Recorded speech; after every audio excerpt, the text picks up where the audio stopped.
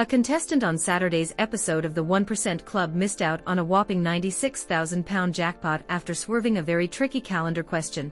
But could you have got it right? As the show's name suggests, it attempts to find the top 1% of 100 players by asking them a series of increasingly difficult quiz questions, which builds up the total prize pot for the 1% to as much as £100,000. The difficult question read, on their first date Noah and Evie discovered they were both born in the same year, 2001, and in the same month May. Evie asked Noah on what date in May he was born, and their conversation is shown below. What is Evie's date of birth? The conversation began with Noah saying, if you add the two digits in the date together you get 11. In response, Evie replies, in that case I am exactly 4 weeks older than you.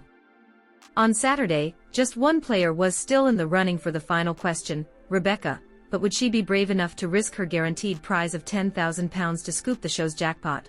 The show's host Lee Mack said, Rebecca, because you have done so well and made it to our final question, you win £10,000.